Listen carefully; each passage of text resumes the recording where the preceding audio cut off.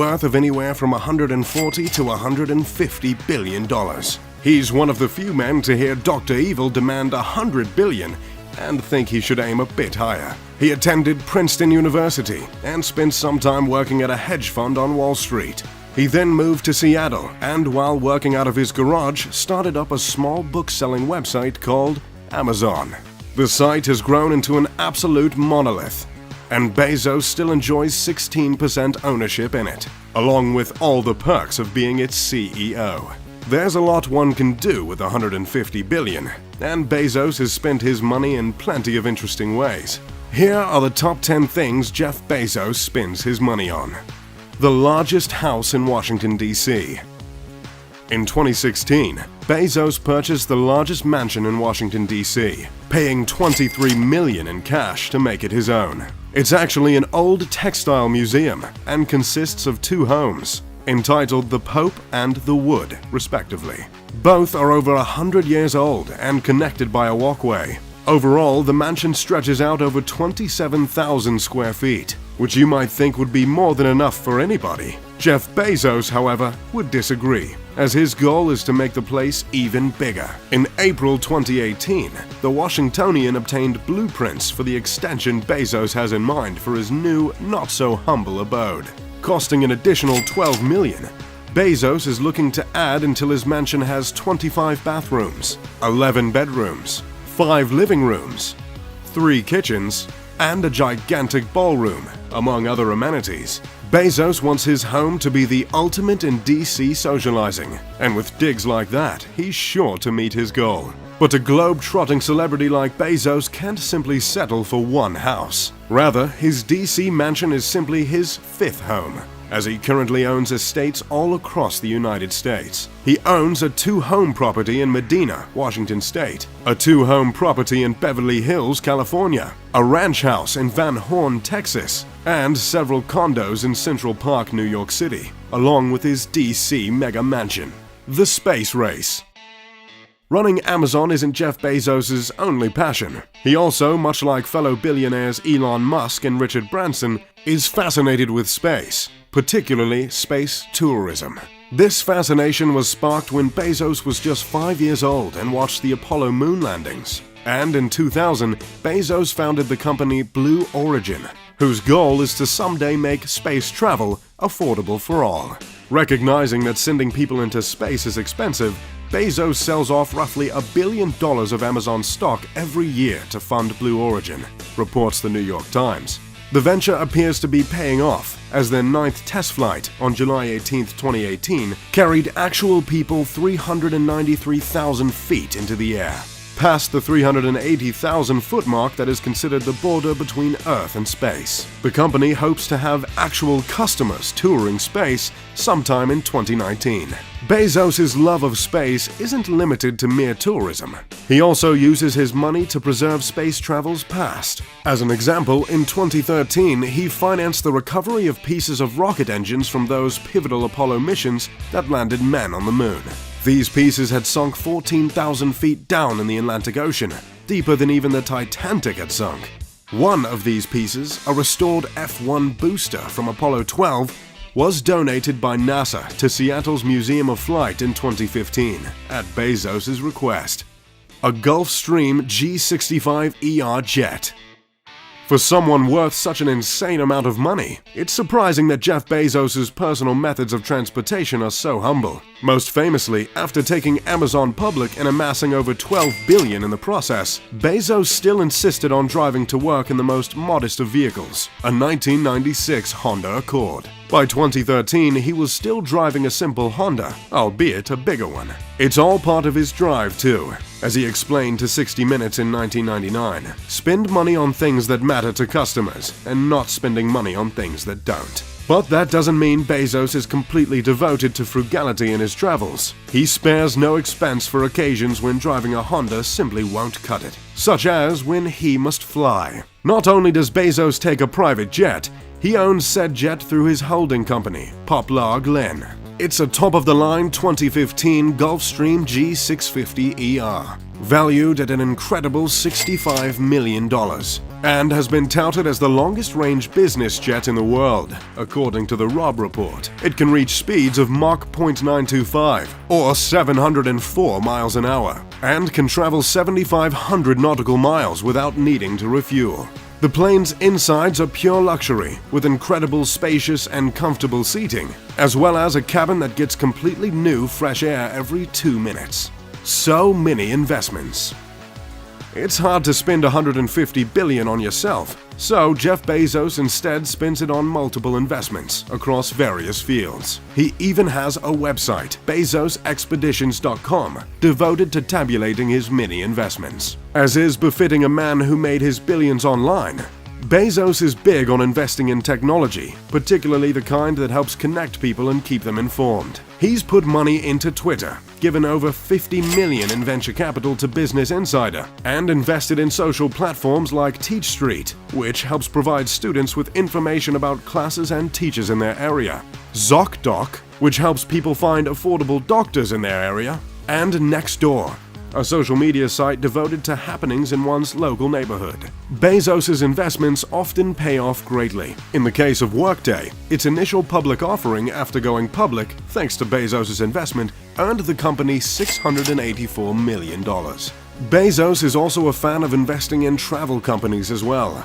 He put $112 million into financing Airbnb and invested $35 million into Uber. Then there's the more traditional investments, such as print news. Through his group Nash Holdings LLC, Bezos purchased the Washington Post in 2013 for what was reported as $250 million. Since then, he's worked to change the Post from a traditional and declining ink and paper business into a web-savvy and data-driven company that, in 2016, published over 1,200 articles a day. Interestingly enough, Bezos doesn't just invest in future-sounding tech. He also has an affinity for traditional retail, as evidenced by his investment in Glassy Baby. They make handcrafted glass bone holders for votive candles, those short, thick candles often seen at a church, and something about them clearly caught Bezos' eye. Real estate. As briefly mentioned earlier, Bezos has real estate literally from sea to shining sea. And he doesn't just use them for living space. He uses his estate in Texas, the 165,000-acre corn ranch, as a base of operations for Blue Origin, his outer space company that's hoping to make space tourism as regular an occurrence as city bus tours. The corn ranch also hosts test launches for New Shepard, the vertical landing manned suborbital rocket that is Bezos' best hope for popularizing space tourism someday. Then there's his personal real estate, such as his 2 Beverly Hills homes, his Lakeside, Washington State property, which he expanded to over 30,000 square feet at a cost of $28 million, and his 10,000 square foot Manhattan apartment inside Century Tower. The Manhattan home cost him around $10 million, but has been more than worth it, especially to the city. Bezos' presence alone sent Century Tower's property values skyrocketing. If you want to be Jeff Bezos' New York neighbor, expect to shell out anywhere from $2,000 to $3,000 per square foot. Charitable donations. With more money than anyone in modern history, it would be a shame if Jeff Bezos didn't use at least some of it to help others. Fortunately, he does exactly that, investing small fortunes and giving back to his community and the world in general. For the most part, Bezos gives back by making it easier for people to further their education, particularly those who otherwise would not have the financial means to do so. In September of 2018, he launched the Bezos Day One Fund, where he would pledge $2 billion to support homeless families through ventures such as building high-end, Montessori-style preschools in low-income neighborhoods. In addition, his Bezos Family Foundation funds many in educational projects, such as Vroom, Students Rebuild, and Mind in the Making. Plus, he personally has donated millions of dollars to educational facilities, such as the Seattle Museum of History and Industry, not to mention Princeton University, his alma mater. What's more, Bezos is using his money to help kids caught in an immigration loop.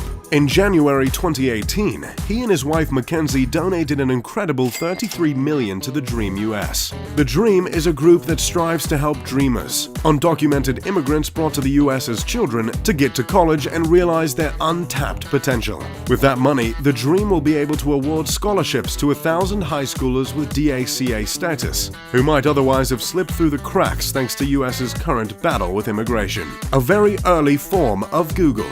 It's common thinking that Jeff Bezos is worth $150 billion thanks entirely to Amazon. That's not entirely true, however. Even if Amazon had ultimately tanked like so many other late 90s dot-coms, Bezos likely would have been a billionaire many times over thanks to an early investment in, of all things, Google. In 1998, Bezos was still working hard at establishing Amazon as a legitimate long-term venture when he bought out an Indian delivery service called Zhongli. While that venture proved a failure, it did introduce Bezos to a man named Ram Shriram, who was concurrently advising two Stanford students, Larry Page and Sergey Brin, during their attempts to launch a brand new search engine called Google. Shriram introduced Page and Brin to Bezos, and after a single demonstration of Google, the Amazon CEO decided he wanted to invest. However, by this time, the initial investing period had ended. Under normal circumstances, Bezos would be out of luck. Luckily, however, Jeff Bezos does not operate under normal circumstances. Thanks to just a few years of running Amazon, he was already worth $1.6 billion. This convinced Page and Brin that Bezos knew what he was doing with his money, so they allowed him to invest in Google, which has clearly paid off in dividends. Bezos invested a reported $1 million in Google. But how much he made off of it, nobody can really say. To this day, Bezos has refused to provide such details. That said, this is Google we're talking about. It's currently worth over $279 billion, according to geo-banking rates, and is the most popular search engine on the planet. It's highly likely that, though he was a billionaire already, had Amazon gone no further, Google would likely have made Bezos one of the richest people anyway. A 10,000-year clock. Some of Jeff Bezos' money goes to downright unusual ideas. For example, he wants to build a giant clock that will run for 10,000 years. Most likely, it would outlast our current civilization. This clock is the brainchild of the Long Now Foundation, working 500 feet inside a mountain located on Bezos' Van Horn, Texas property. Long Now workers are currently cobbling together the 500-foot-tall mechanical clock designed to run for a literal 10,000 years. As Bezos explained in a tweet, the clocks are a symbol for long-term thinking. He so believes in that symbol that he has donated a reported $42 million towards this clock's completion. It's an ambitious project to be sure, especially considering he nor any of the Long Now employees will be around to know for sure if it works. But to Bezos, that's the point. As he told Wired, over the lifetime of this clock, the United States won't exist. Whole civilizations will rise and fall. New systems of government will be invented. You can't imagine the world, no one can, that we're trying to get this clock to pass through. Incredible security. Being the richest man on the planet means you're in the public eye far more than the average person, and Bezos realizes just this. So he spares no expense when making sure he and his family are as safe and secure as possible. Recently, Fortune reported that in 2016, Amazon spent an incredible $1.6 million on security for Bezos. That figure, by the way, is for his own private security, as per an Amazon filing with the Securities and Exchange Commission. He already has public security at all Amazon facilities. Amazon's justification for such an expensive secondary security force was that Bezos really didn't earn much money that year. His base salary is actually relatively low, a reported $81,840 per year. And he apparently didn't receive any stock options in 2016. In other words, the security cost likely came out of his own pocket. In case you were wondering how the cost of Bezos' private security measures up to his peers, it turns out that he spends more than basically anyone else. Apple, for example, spent a comparatively paltry $200,000 on security for CEO Tim Cook in 2016. Even companies like Oracle, who in 2015 reportedly spent $1.5 million in security for founder Larry Ellison, fall short compared to how much Bezos is willing to spend on keeping himself safe. A chunk of Seattle. Jeff Bezos technically doesn't own all of Seattle, but at this point, he might as well. His real estate holdings in Amazon's base city are massive. In 2012, Bezos purchased close to a dozen buildings, comprising nearly 2 million square feet of office space. He turned them all into Amazon's South Lake Union headquarters. This purchase, which cost $1.5 billion, instantly made Amazon one of the top commercial property owners in Seattle. But the company wasn't done. In the same year, Amazon spent $200 million to purchase a 3-block space in Seattle, known as the Denny Triangle, for even more office space. 2 years later, they spent $50 million on a 4th block for their triangle. All this resulted in Seattle Times reporting that, as of late August 2017, Amazon owned as much office space as 40 other Seattle companies combined. The Seattle offices, by the way, are incredible, definitely worthy of bearing the Amazon name. Bezos very likely designed the unique futuristic architecture and innovative biospheres to help his Amazon employees stay motivated. And if they never stop creating and evolving, they will ensure Amazon never stops thriving. And Jeff Bezos never stops having near-limitless funds to help the world in any way he sees fit. As always, I'm Mr. Luxury. If you enjoyed the video, make sure to like and subscribe. And if you're looking for more luxury content, make sure to check out my channel in the description below.